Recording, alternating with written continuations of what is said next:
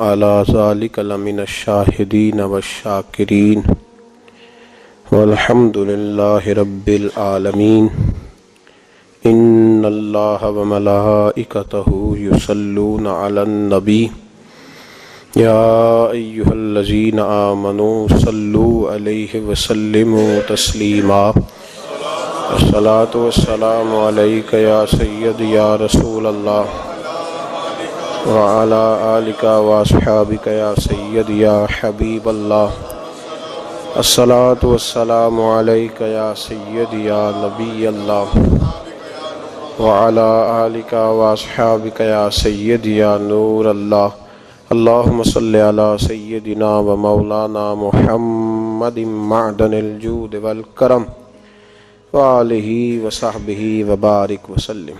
حمد الصلاۃ کے بعد سورہ نحل کی وہ آیہ مقدسہ جو ہر جمعۃ المبارک کے خطبوں میں پڑھی جاتی ہے، اور صحابہ کرام علیہم رضوان فرماتے ہیں کہ اگر کوئی شخص ہدایت لینا چاہے تو اس کے لیے قرآن پاک کی یہ آیت ہی بہت کافی ہے۔ ہر جگہ اس کا تذکرہ ہے، ہر موقع پر اس کو بیان کیا جاتا ہے۔ اللہ تبارک و تعالی نے فرمایا ان اللہ، بے شک اللہ، یأمرو، تمہیں حکم دیتا ہے، بالعدل، عدل کا، والاحسان، اور احسان کا۔ بے شک اللہ تمہیں عدل اور احسان کا حکم دیتا ہے۔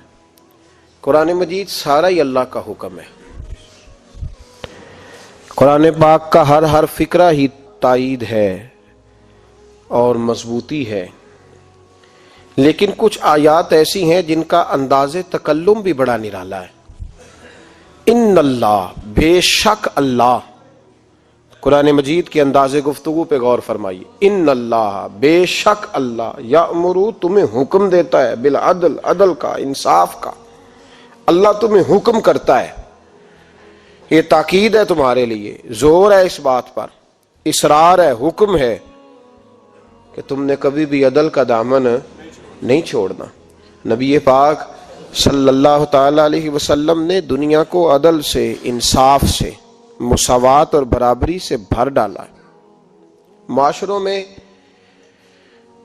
جب عدل ہوتا ہے تو سکون ہوتا ہے، جب انصاف ہوتا ہے تو آسانیاں ہوتی ہیں۔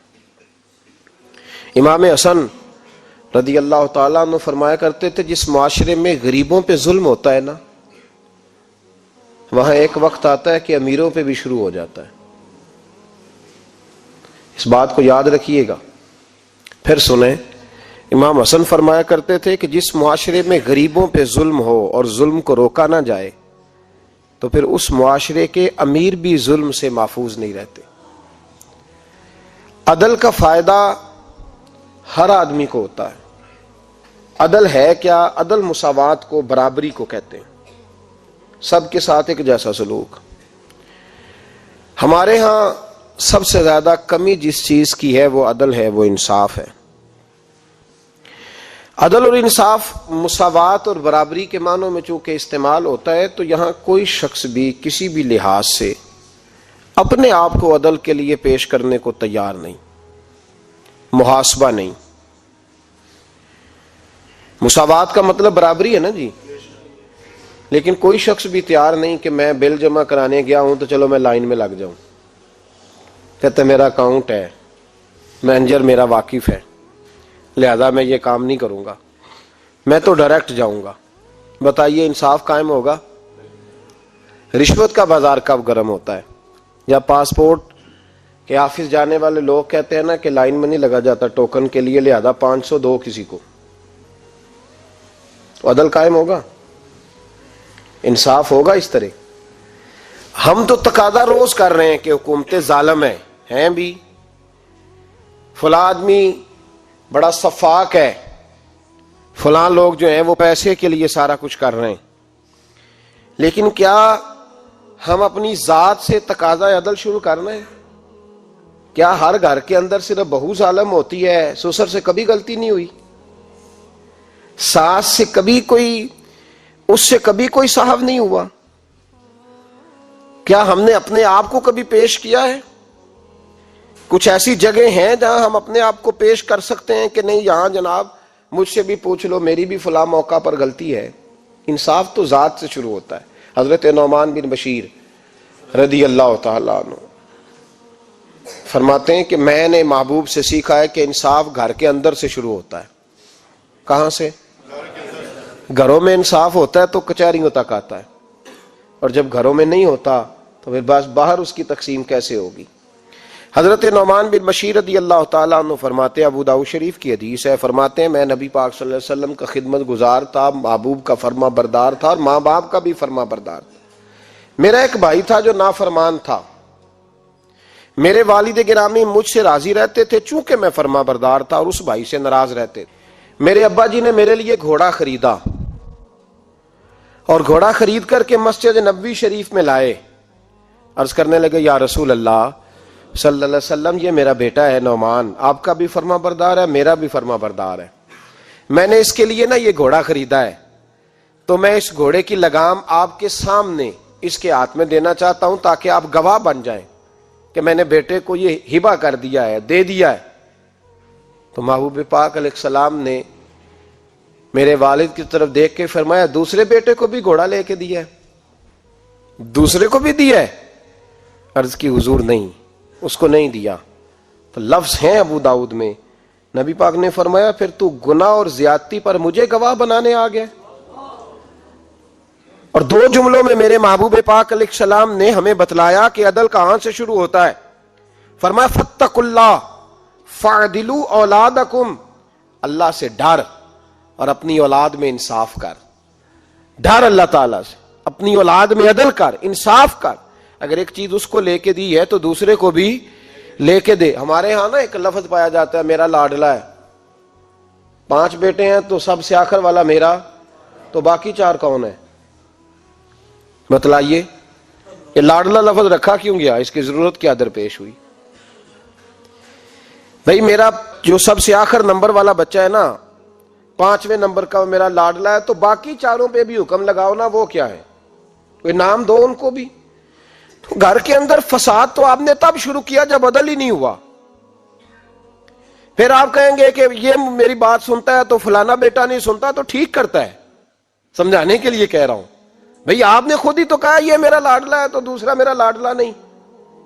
میں اس فکرے سے بہت ساری جگہوں پہ پریشان ہوتا ہوں کہ آپ نے، اور پھر 4 بیٹوں کے بیچ ہی آپ نے کہہ دیا کہ چوتھا میرا لاڈلا ہے۔ تو اب بتائیے ان تینوں کے دل پہ کیا گزری؟ وہ پھر منصوبہ بندی کریں گے نا۔ پھر جب کل ان کی بیگم آ کے ان کے کان میں کہے گی نا کہ اماں تیرے بچوں کو پیار سے نہیں دیکھتی، تو اسے فوراً یاد آئے گا ہاں 18 سال پہلے میری اماں نے کہا تھا چھوٹا میرا لاڈلا ہے، تو اس کے تو ذہن میں وہ باتیں گردش کریں گی۔ تو گھر توڑنے کا آغاز تو ہم نے خود کر دیا۔ ایک گھر کے اندر باقاعدہ جماعت اور علیحدہ گروہ بندی تو ہم نے خود کر لی جب ہم نے یہ کہہ دیا کہ یہ لاڈلا ہے۔ ہاں میرے نبی پاک علیہ الصلوۃ والسلام نے بعض مواقع پر بیٹیوں کی دلجوئی زیادہ کرنے کا کہا۔ دلجوئی اس لیے کہ بیٹی مسافر ہے، اس نے جانا ہے، وہ مہمان ہے، اس نے نکلنا ہے، دلجوئی کے لحاظ سے، اس لحاظ سے نہیں کہ جائیداد میں باپ بیٹوں پہ ظلم کر کے بیٹی کو زیادہ دے دے، یہاں اس کی بھی گنجائش نہیں۔ لیکن یہ جو عدل کا تقاضا ہے یہ ہے جب گھر کے اندر عدل ہونے لگے، انصاف ہونے لگے۔ پتہ ہے سسر صاحب کو پتہ ہے کہ ساس بہو کے جھگڑے میں غلطی میری بیگم کی بھی ہے، اسے پتہ ہے ساری بات کا۔ کیا خیال ہے آپ کا؟ ہوتا ہے نا پتہ کہ نہیں جی اس میں نا تھوڑا بیگم صاحبہ کا بھی قصور ہے، لیکن چونکہ وہ جو بیٹی آئی ہے وہ کسی کی ہے نا، اس لیے جب بات کریں گے تو یہ کیسے ہو سکتا ہے کہ بات انصاف کی ہو؟ یہ ممکن نہیں۔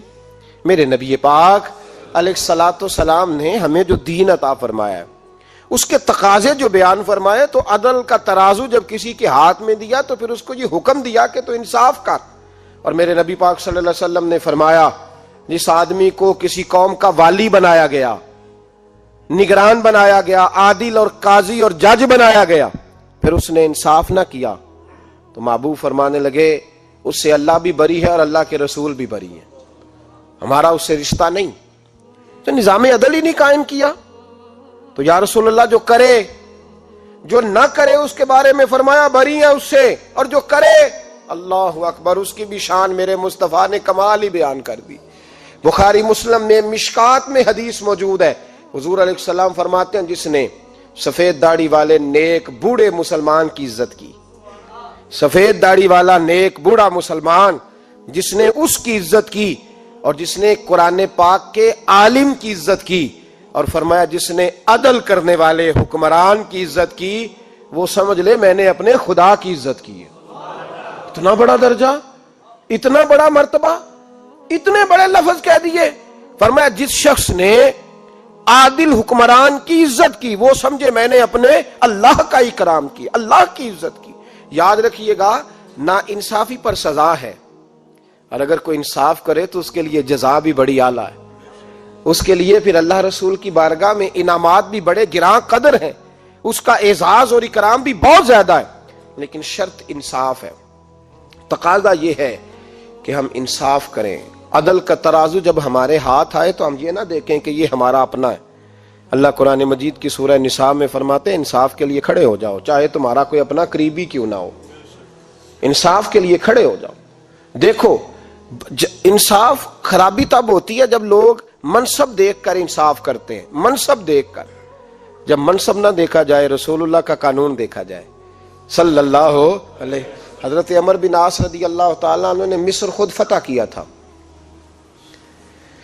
خود فاتح تھے، حضرت عمر نے انہیں گورنر مصر بنا دیا۔ ان کا بیٹا ایک عام آدمی کے بیٹے کو کہنے لگا چلو اپنا اپنا گھوڑا دوڑاتے ہیں، بھلا کون جیتتا ہے۔ گھوڑے دوڑے، عام آدمی کا بیٹا جیت گیا۔ گورنر صاحب کے بیٹے نے درہ اٹھایا، اور درہ اٹھا کر کے اس جیتنے والے غریب آدمی کی کمر پہ درے مارے۔ اس کو جب درے لگے تو بیٹے نے گھر آ کے باپ کو اپنی لہو لوہان کمر دکھائی۔ باپ کے دل میں بڑی قدر ہوتی ہے اولاد کی، درجے تو لوگ ماں کے بیان کرتے رہتے ہیں، لیکن جتنا باپ پیار کرتا ہے اس کا بھی تقاضا کوئی کر نہیں سکتا۔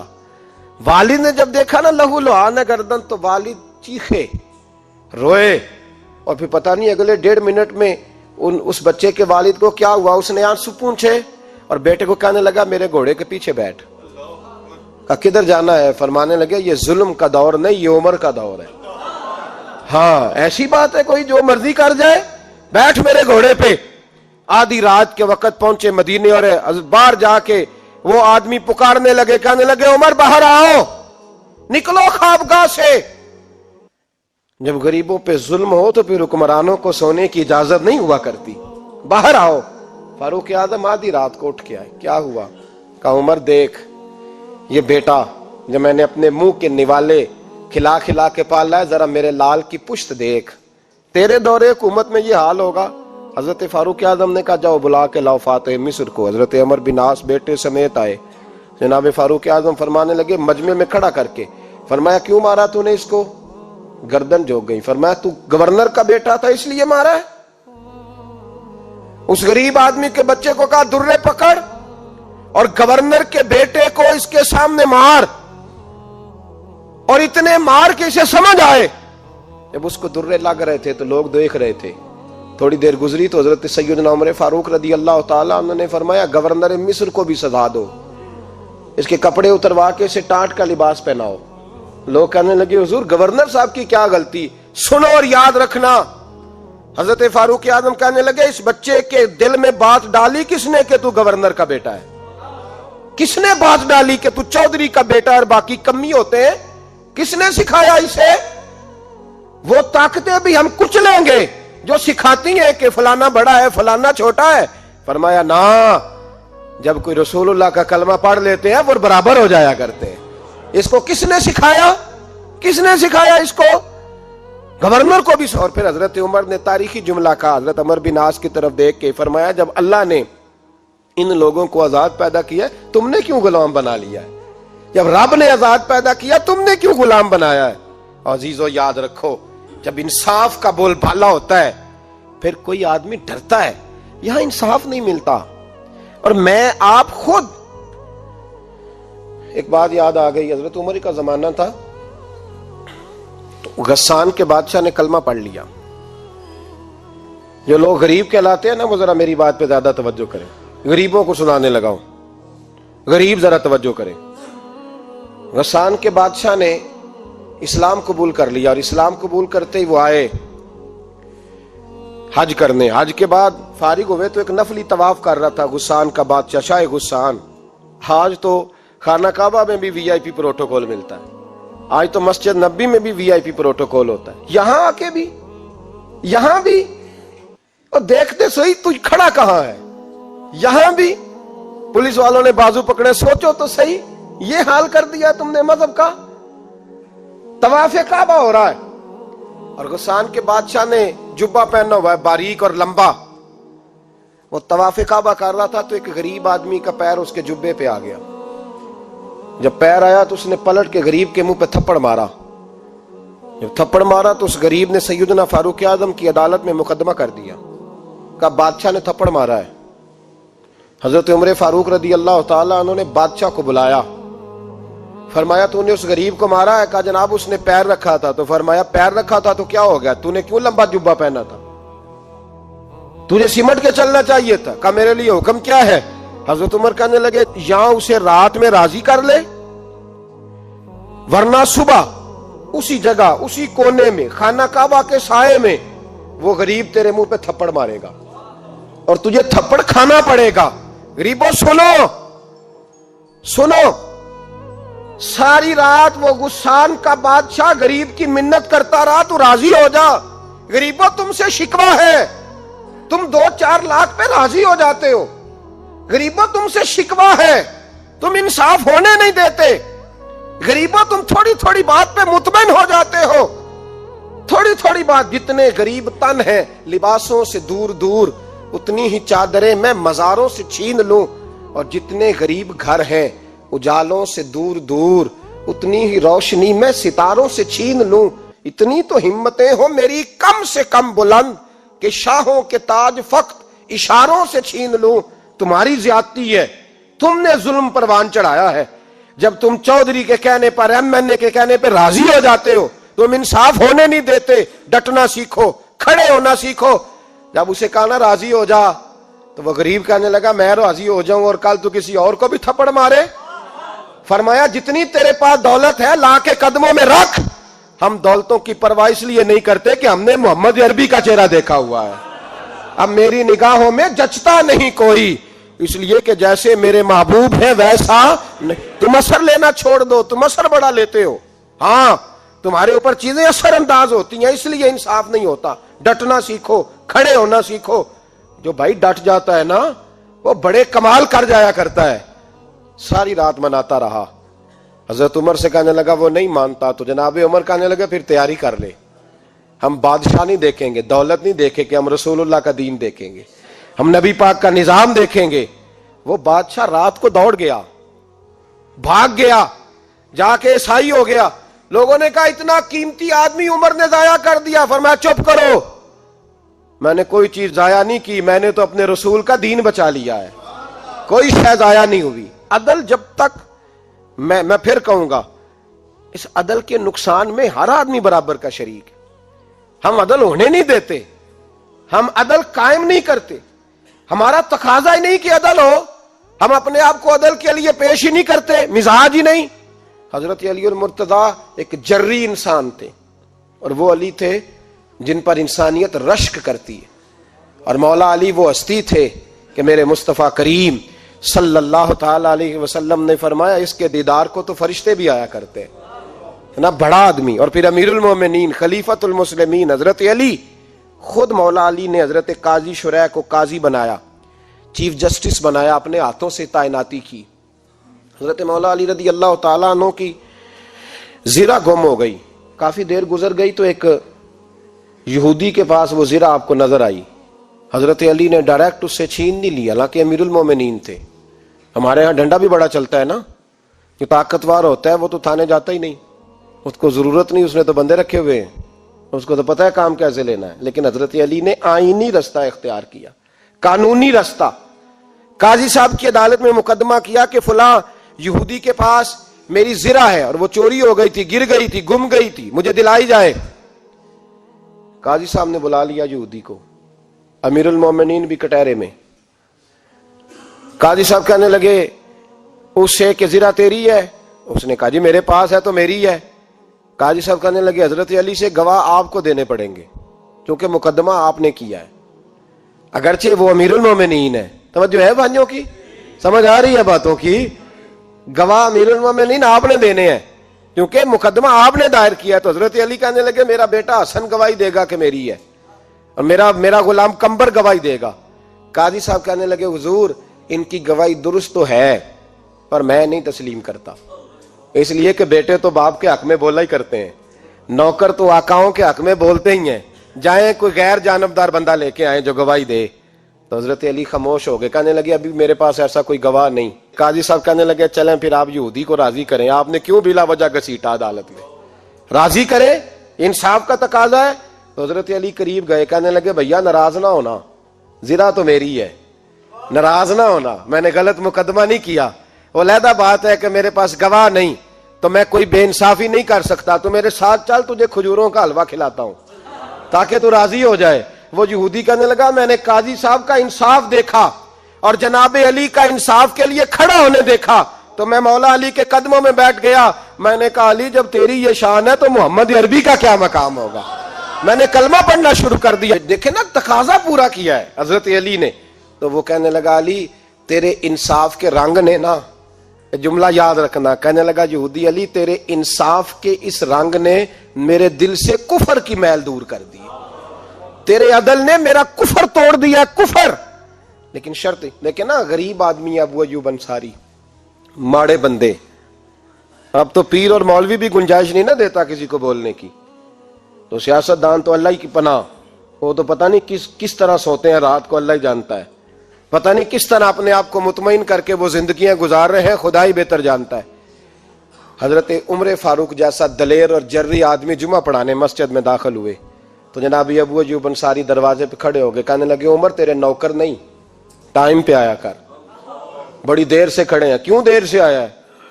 بڑے جلالی تھے نا حضرت عمر, لیکن وہ جلالی اس وقت تھے جب کوئی ظلم کرتا تھا, اور ذات کے لیے جلالی نہیں تھے. کب وقت پہ آیا کر, کو ملازم نہیں تیرے. تو سیدنا فاروق اعظم منبر پہ چڑھے اور فرمانے لگے اللہ ابو ایوب انصاری کا بھلا کرے, جب تک اس طرح کے لوگ موجود ہیں کوئی بادشاہ بگڑے گا نہیں, اللہ اس کا بھلا کرے, اس نے میری توجہ صحیح. اور پھر عمر رو پڑے, رو کے فرمانے لگے مسلمانوں معاف کر دو, غلطی کوئی نہیں, میرے پاس کرتا ایک ہی ہے, اور عبداللہ کی ماں نے وہ دھو کے خشک ہونے کو ڈال دیا تھا, غریب ہوں, کرتا دوسرا کوئی نہیں, تو وہ ذرا نا خشک ہونے میں آ کے دیکھ لو ابھی بھی گیلا ہے, مجھے معاف کر دو, میری غلطی نہیں ہے.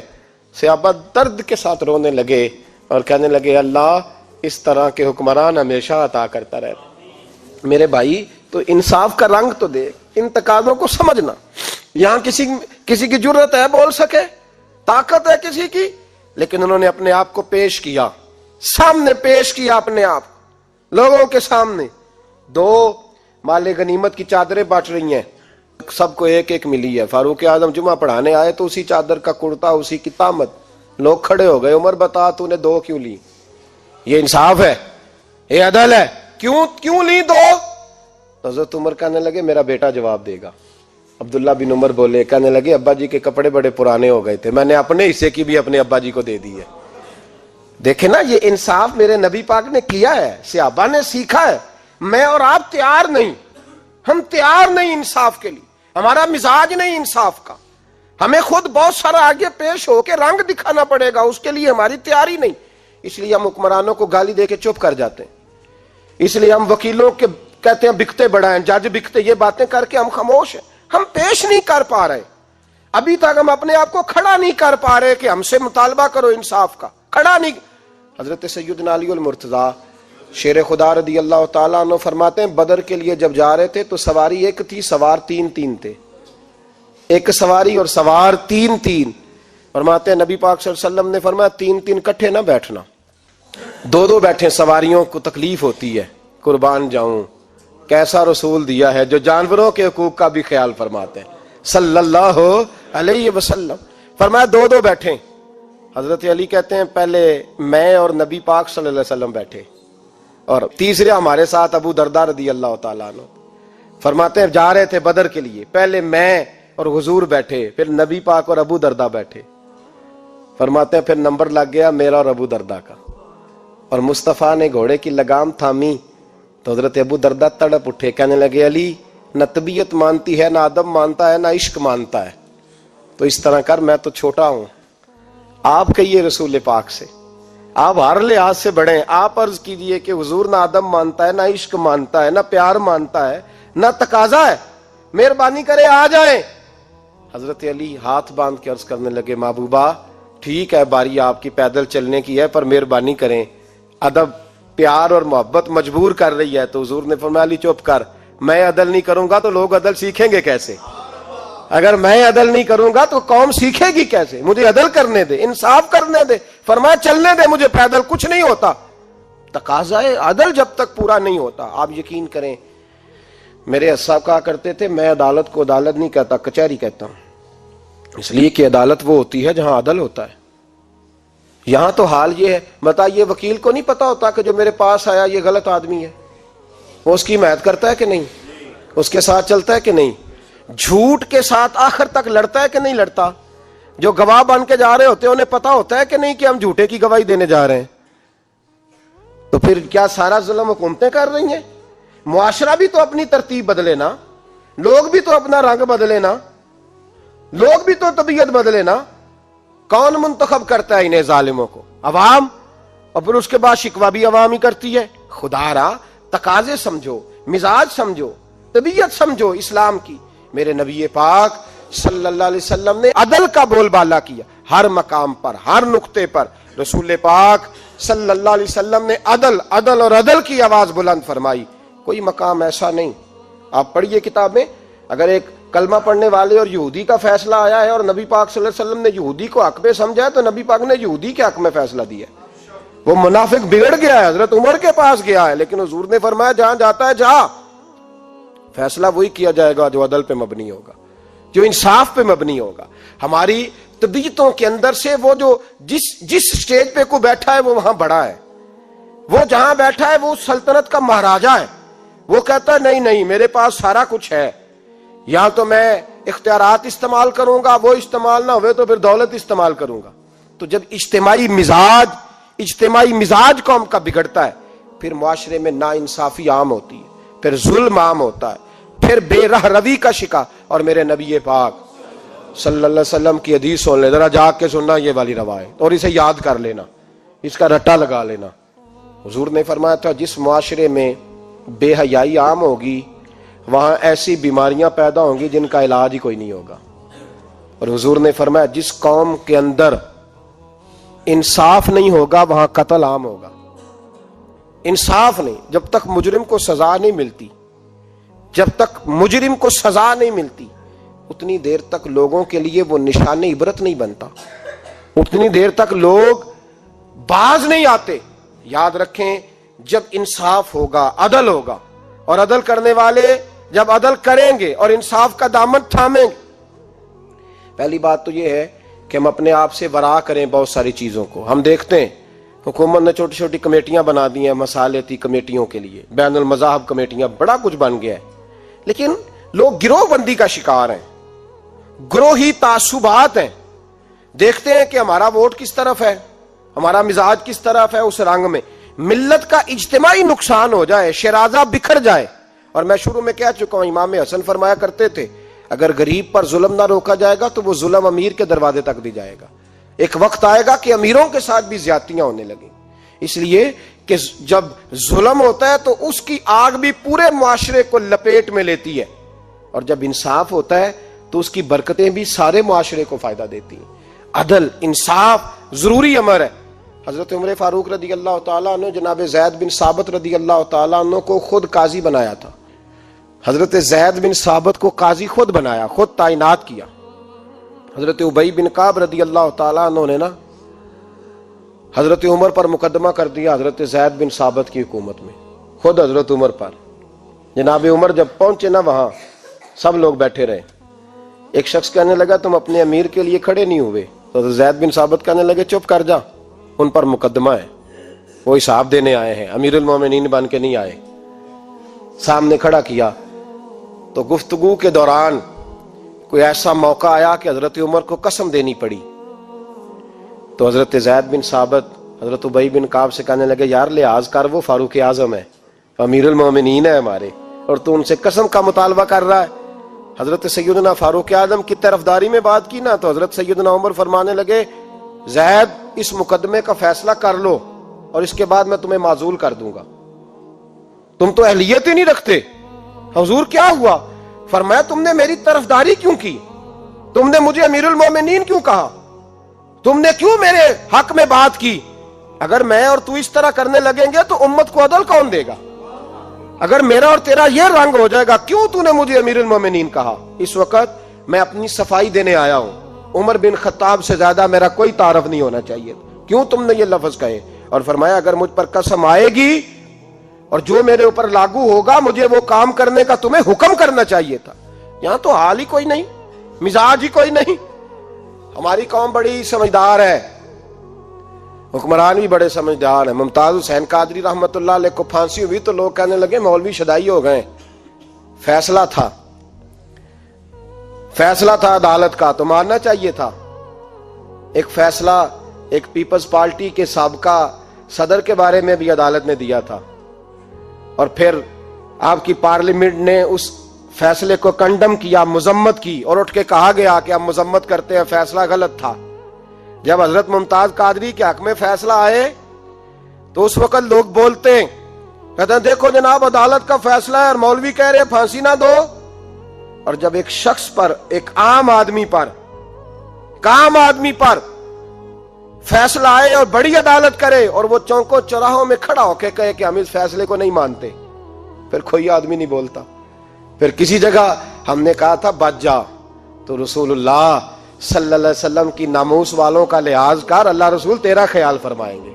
لیکن یہاں عدل اور انصاف کے تقاضے بڑے عجیب ہیں. غریب کے حق میں فیصلہ اور ہے اور امیر کے حق میں فیصلہ اور ہے. چودھری صاحب پہ درخواست آ جائے تو ایس ایچ او صاحب ٹیلی فون کرتے ہیں، چودھری صاحب درخواست آئی ہے تواڈے تو دا کی کرنا جے، کی کرنا تواڈے تے اپلیکیشن آئی ہے، لینی ہے کہ نہیں؟ اور اگر غریب آدمی بیچارہ ریڑھی والا 4 بیٹیوں کا باپ ہے اور نہ وہ گدھا گاڑی پہ بیچتا ہے فروٹ، تو غلط کراسنگ کی وجہ سے مقدمہ ہو گیا ہے، تو چودھری کو ساتھ لے کے وہ گیا ہے، چونکہ 4 بیٹیاں نا اور کل اس کی ملکیت وہی 5000 تھا جس کا اس نے فروٹ خریدا تھا. چودھری بھی کرسی پہ، ایس ایچ او بھی کرسی پہ، اور غریب آدمی زمین پہ بیٹھا ہے، اور ایک زبان سے 32 گالیاں اسے دی جا رہی. وہ کہتا ہے چودھری صاحب تہاڈی مہربانی، میں تو شامی گھر جانا ہے تے میری تیاں روٹی کھانی، مہربانی کرو میرا سامان واپس کر دو، مہربانی کرو خدا را میرا سامان دے دو. او یار ظلم یہ ہے کہ یہاں امیر کے لیے قانون اور ہے اور غریب کے لیے قانون اور ہے. اس وقت پھر ظلم ہوتا ہے، پھر زیادتی ہوتی ہے، پھر ملتیں نہیں بنتی، پھر اس سے ڈاکو پروان چڑھتے ہیں، اس سے پھر ظالم پروان چڑھتے ہیں. اپنے آپ کو پیش کرو. یاد رکھو میرے نبی پاک صلی اللہ علیہ وسلم نے فرمایا ظلم قیامت کے اندھیروں میں سے ایک اندھیرا ہوگا. ظالموں کو قیامت کے دن ٹھوکریں لگیں گی، رستہ نہیں ملے گا. اپنے آپ کو پیش کریں، چھوٹی سی بھی زیادتی، چھوٹا سا بھی ظلم نہ ہونے پائے. انصاف کے تقاضے پورے ہونے چاہیے. نبی پاک صلی اللہ تعالی علیہ وسلم نے جو امت ہمیں بنایا ہے تو اس امت میں انصاف کا بول بالا ہے. کوئی آدمی انصاف سے بالا تر نہیں. بہت بڑی بات کرنے لگا ہوں. امام ابو نعیم نے لکھا ہے خود رسول پاک نے اپنی ذات کو انصاف کے لیے پیش کیا. اس بات کو میں جب کبھی سوچتا ہوں نا تو لگتا ہے کہ روح پرواز کر رہی ہے اور پتہ نہیں کہاں کہاں سے ہو آئی ہے. انصاف کا بول بالا ایسے نہیں ہوتا. حضرت فاروق اعظم اور مولا علی اور عثمان غنی اور ابو بکر صدیق اور سیدنا قاضی شریح جیسے لوگ ایسے ہی تیار نہیں ہوتے. ان کے پیچھے جو میرے رسول پاک صلی اللہ علیہ وسلم کا مزاج ہے اس کو سمجھیں، غور کریں. میں جب اس پہلو کو دیکھتا ہوں نا، آپ یقین کریں یہ روایت میں کبھی کبھی پڑھتا ہوں اور کبھی کبھی اس کو بیان کرتا ہوں تو میں کھو جاتا ہوں بہت ساری جگہوں پہ. پتہ نہیں کہاں کہاں کا سفر طے ہو جاتا ہے. حضرت عکاشہ بن محصن رضی اللہ تعالیٰ عنہ فرماتے ہیں کہ نبی پاک صلی اللہ علیہ وسلم کے وصال سے 2-3 دن پہلے کی بات، محبوب پاک صلی اللہ علیہ وسلم نے فرمایا سب لوگوں کو مسجد نبوی میں اکٹھا کرو. اکٹھا کیا. جب کوئی نئی آیت آتی تھی یا کوئی جنگ کی تیاری ہوتی تھی تو لوگ اکٹھے کیے جاتے تھے، سب کو اکٹھا کیا. کہتے ہیں جب حضور کا حجرہ نور کھلا تو 2 آدمی بظاہر حضور کو سہارا دے کے لائے. اتنی بخار اور کمزوری ہے، حضور منبر پہ بیٹھے، اور جب نبی پاک بات کرتے ہیں تو ہاتھ مبارک پہ بظاہر راشا ہے، کانپتے ہیں دست اقدس. محبوب نے مجمع پہ نظر ڈالی، فرمایا تمہیں کسی نئے حکم کے لیے نہیں بلایا، بس اللہ نے اپنے ایک بندے کو اجازت دی، چاہے تو دنیا میں رہے اور چاہے تو اس کی بارگاہ میں حاضر ہو جائے. اس بندے نے پردے کا فیصلہ کیا ہے، میں نے تمہارے بیچ وقت گزارا ہے، تمہارے ساتھ رہا ہوں. حضور فرمانے لگے میری زبان سے، میرے قول سے، میرے فعل سے غلاموں کسی کو تکلیف پہنچی ہو تو بدلہ لے سکتا ہے. یہ نہیں فرمایا معاف کر دو، اٹھو اور بدلہ لو. حقیقی جمہوریت تھی نا. حضرت عکاشہ بن محسن پیچھے سے کھڑے ہو گئے، بوڑھے آدمی، کہنے لگے حضور ایک جنگ میں صفیں سیدھی کراتے کراتے میری ننگی پشت پہ درہ مارا تھا آپ نے، بدلہ لینا ہے. عجیب ہی منظر بن گیا مسجد نبوی کا، آنسو بہنے لگے، لوگ تڑپنے لگے. محبوب نے فرمایا بلال جاؤ، فاطمہ کے گھر میں درہ پڑا ہے، لے آؤ. حضرت بلال کہتے ہیں سیدہ کے دروازے پہ دستک دی. اماں جی نے کہا کون؟ اماں جی میں غلام بلال ہوں، وہ درہ چاہیے تھا. تو سیدہ کہنے لگی نہ تو جنگ ہے نہ جہاد ہے، حضور نے درہ کیا کرنا ہے، طبیعت مبارک تو علیل ہے، بلال ماجرا کیا ہے؟ حضرت بلال رو پڑے، کہنے لگے ایک صحابی بدلہ لینا چاہتے ہیں. حضرت فاطمہ نے امام حسن اور حسین کو باہر نکالا، درہ دیا. کہنے لگی بلال عکاشہ سے کہنا میرے بیٹوں کے وجود پہ 100 درے مارے، انہوں نے فاطمہ کا دودھ پیا، سی کوئی نہیں کریں گے لیکن حضور تک کوئی نہ جائے، اور میں نے ویسے بھی حضور پر قربان کرنے کے لیے پیدا کیے. سیدنا بلال حبشی رضی اللہ تعالیٰ عنہ فرماتے ہیں میں روتا ہوا درہ لیا، شہزادے لیے، اور میں جب حاضر خدمت ہوا نا حضور کے دروازے پہ داخل ہوا، محبوب پاک صلی اللہ علیہ وسلم نے امام حسن اور حسین کو دیکھا تو حضور رو پڑے، فرمانے لگے انہیں بٹھا دو، مجھے پتا ہے فاطمہ نے کیا کہہ کے بھیجا، بٹھاؤ. شہزادے بیٹھ گئے. میرے محبوب پاک علیہ السلام نے فرمایا عکاشہ کو درہ دو. حضرت عکاشہ کہتے میں درہ لے کے آگے بڑھا تو کسی نے میرا پیر تھاما، جب میں نے نیچے دیکھا تو ابو بکر صدیق تھے. کہنے لگے یار میری کمر پہ مار، حضور کے قریب نہ جانا. نبی پاک نے فرمایا صدیق ہٹ جا یار بیچ میں سے آنے دے. کہتے میں ذرا آگے بڑھا تو مولا علی شیر خدا نے میرا پیر تھاما. عکاشہ نہ کر، میں نے کہا آنے دو. محبوب فرمانے لگے علی ہٹ جاؤ اسے آنے دو. حضرت علی شیر خدا بھی ہٹ گئے. جناب عکاشہ قریب آئے، کہا حضور ذرا کمر سے کپڑا تو ہٹائیں، میری پشت اس وقت بغیر کپڑے کی تھی. محبوب نے کپڑا ہٹایا اور جناب عکاشہ نے درہ جو اٹھایا تو صحابہ کی چیخیں نکل گئی، رونے لگے اور نہ کرنا یار نہ کرنا. جناب عکاشہ نے درہ دور پھینکا اور حضور کے وجود کو چومنے لگے. کہنے لگے کس نے درہ مارنا تھا؟ میں تو جاتے جاتے حضور کا بوسہ لے کے اپنے لیے جنت اکٹھی کرنے جا رہا تھا. میرے محبوب پاک صلی اللہ علیہ وسلم نے فرمایا جس نے جنتی دیکھنا ہو میرا عکاشہ دیکھے. امت کو درس دیا، امت کو درس دیا. پیش کر اپنے آپ کو انصاف کے لیے، آگے بڑھ، پیش کر اپنے آپ کو انصاف کے لیے اور کھڑا ہو جا عدل کے لیے. ان اللہ یأمر بالعدل والاحسان، اللہ تمہیں حکم دیتا ہے عدل کا. میرے مصطفیٰ کریم صلی اللہ علیہ وسلم نے خود، حالانکہ وہ درہ جو محبوب پاک صلی اللہ علیہ وسلم نے ان کو مارا وہ عمدن نہیں تھا، وہ تو صفیں سیدھی ہو رہی تھی، کہا تم بھی آگے ہو جاؤ تم پیچھے ہو جاؤ، روٹین ہوتی تھی. بھائی میرے محبوب صلی اللہ علیہ وسلم یہ پیغام دے کے گئے ہیں امت کو، عدل کا دامن تھام، انصاف سے زندگی گزار، انصاف کے ساتھ وقت گزار. اور اگر تو انصاف نہیں کر، محمود غزنوی بیٹھے ہیں، ایک بندہ تڑپتا اور روتا ہوا آ گیا، روتا ہوا. کہا کیا ہوا؟ کہنے لگا حضور میں غریب ہوں. اور ایک بات اس طرح بھی ملتی ہے کہ عورت تھی اور بی بی آ کے کہنے لگی حضور میں غریب نہیں ہوں، 3-4 بیٹیوں کی ماں ہوں، خامد فوت ہو گیا. شاہی خاندان کا ایک نوجوان میرے گھر آتا ہے اور میری بیٹیوں کے ساتھ ظلم کرتا ہے، مہربانی ہو جائے. محمود غزنوی کہنے لگے تو جا. سپاہیوں سے کہنے لگے بی بی دوبارہ آئے تو میں سویا ہوا بھی ہوں تو مجھے اٹھا لینا. کہا جیسے ہی وہ تمہارے گھر میں آئے مجھے بتانا. بی بی کہتی ہے تیسرے دن میں دوبارہ گئی، دروازے شاہی پہ دستک دی تو محمود فوراً نکلے.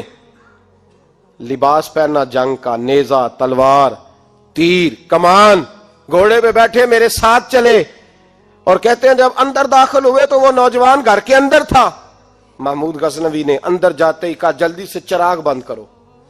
दिया गुल कर दिया, चिराग बंद कर दिया, और महमूद ने 2 वार की और नौजवान की गर्दन उड़ा दी। जब कत्ल हो गया तो महमूद ने कहा पानी लाओ। और बीबी कहती है मैं पानी लाई, 1 प्याला, 2 प्याले, 3 प्याले, 5 प्याले पी गए महमूद पानी के, पीते ही जा रहे। मैंने कहा बादशाह क्या हुआ? तो महमूद रोने लगा, कहने लगा तुझे इंसाफ मिल गया ना? कहा मिल गया। तो महमूद कहने लगे ये मेरी सगी बहन का बेटा था और मेरी बेवा बहन का अकेला बेटा था। जब तू मेरे घर आई कि शाही खानदान का नौजवान आता है तो मैंने तहकीक की तो मुझे पता चला कि वो तो मेरा अपना भांजा है। मैंने कसम खाई थी कि जब तक तुझे इंसाफ नहीं मिलेगा मैं पानी नहीं पीऊंगा, पानी नहीं पीऊंगा। पानी इसलिए मांगा है कि प्यास से मर रहा हूं, और दिया इसलिए बंद किया है कि बहनें बड़ी प्यारी होती हैं ना, और फिर बहन बेवा हो और बेटा उसका यतीम हो और अकेला हो, फिर रंग और होता है ना। इसलिए चिराग गुल करके मैंने उसे कत्ल किया है कि अगर मारने लगूं तो कहीं बहन का चेहरा ना मेरी आंखों के सामने आए, कहीं भांजे का तस्वुर देखकर मैं उसे छोड़ ना दूं। इन्नल्लाह यामुरु बिल अदल वल ihsan, जब तक अदल और इंसाफ होता रहता है, मुआशरा सुकून से भरा रहता है। याद रखो जिस मुआशरे में अदल नहीं होता, जिस मुआशरे में इंसाफ नहीं होता, जिस मुआशरे के अंदर लोग अपने आप को बालातर समझने लगते हैं, जिस मुआशरे के अंदर हमारा तो ये हाल है कि बाहर से आकर हमारा दुश्मन हमला करके लौट जाता है, हमें पता ही नहीं चलता, बस ठीक है मार गए छुट्टी हो गई। जिस मुआशरे की बेइज्जती का ये आलम हो कि दर्जनों लोग कत्ल हो, और मैं दुख से ये बातें करता हूं, दुख से। एक दिन ना अखबार पे 4 कत्लों की खबर भी लगी हुई थी और एक सियासतदान की मुमकिना शादी की खबर भी लगी हुई थी। कलेजा फटता है बात करते। वो खबर इतनी छोटी सी थी कि आज जिला लाहौर में 4 लोग कत्ल हो गए। वो खबर इतनी छोटी थी, और एक सियासतदान नई मदारी करने लगा है, उसकी खबर बड़ी थी।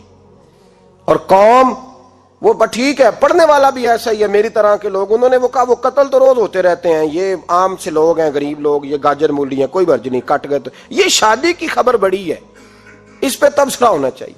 उसी वक्त फट्टे आबाद हो जाते हैं, चौक आबाद हो जाते हैं, बहस शुरू हो जाए, वो 4 आदमी कत्ल हो गए, ठीक है माज़अल्लाह, मसला ही कोई नहीं।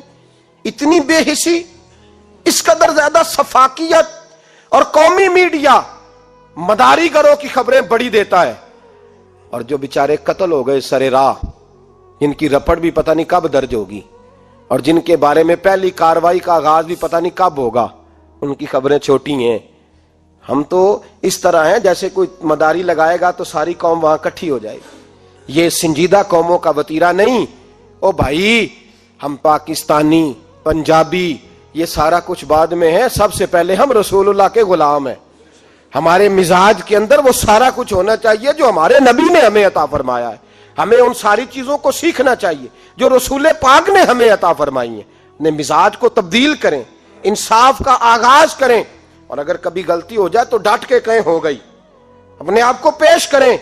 हजरत अली शेर खुदा रदी अल्लाह ताला अन्हु फरमाया करते थे, जिसे दुनिया में सजा मिलेगी अल्लाह दोबारा कयामत में नहीं देगा, इसलिए कि मेरा रब बड़ा करीम है। आप फरमाया करते थे वो बड़े कीमती लोग हैं जो दुनिया में सजा लेते हैं लेकिन आखिरत की सजा से बच जाया करते हैं। यहां अगर अपने आप को पेश कर लिया जाए, यहां अगर इंसान अपने आप का मुहासबा कर ले, इस जगह अदल कायम कर ले, सुबह कयामत उसके लिए आसानी हो जाएगी। गरीब से लेकर अमीर तक जो जिस जगह बैठा है, जिस मनसब पे बैठा है, उसे तकाजा अदल कायम करना चाहिए, उसे इंसाफ का बोलबाला करना चाहिए, उसे हर मकाम पर यह सोचना चाहिए कहीं ऐसा तो नहीं कि मैं बेइंसाफ हूं। और याद रखें, इंसाफ इंसाफ होता है, ना इंसाफ की आंखें होनी चाहिए और ना इंसाफ का दिल होना चाहिए। वो देखे ना कि सामने कौन है, और उसका दिल अगर धड़के तो सिर्फ इंसाफ के लिए धड़के, किसी और के लिए धड़कना नहीं चाहिए। उसे बिल्कुल फैसला करना चाहिए, जो भी सामने आए उसे फैसला करना चाहिए। अपने आप को पेश करना सीखें, मुआशरे में इंसाफ करना सीखें, عدل کرنا سیکھیں. ہمارے ہاں انفرادی سطح پہ جب شروع ہوگا یہ کام، انفرادی سطح پہ، پھر وہ اجتماعی. آپ یقین کریں لوگ گفتگو کی حد تک بھی انصاف نہیں کرتے. کوئی آدمی اگر صحیح کہہ رہا ہے نا بات، لیکن ہمارے مفادات کو ٹھیس پہنچ رہی ہے، تو اس کی مخالفت کرنا ہم ضروری سمجھتے ہیں. کہتے ہیں بات صحیح کر رہا ہے، پر چونکہ میرے مفادات کی نہیں، لہذا میں اس کو اس بات میں آگے بڑھنے کی اجازت نہیں دوں گا. 2-4 دن پہلے ایک صاحب مجھے سمجھانے لگے، کہنے لگے معاملات تھوڑے آگے بڑھ رہے ہیں، اب تو چیزیں بڑی ساری صحیح ہو گئی ہیں، علماء کو نرمی کرنی چاہیے. اور میں نے کہا کس بات کی نرمی؟ ہماری آواز تو اتنی مؤثر ہے ہی نہیں، ہم نے تو کبھی دعویٰ ہی نہیں کیا کہ ہماری وجہ سے بڑا انقلاب آ رہا ہے. اگر کونوں میں بیٹھ کے مسجدوں میں رسول اللہ کے نام کی دعائی دیتے تو اتنا تو موقع دو.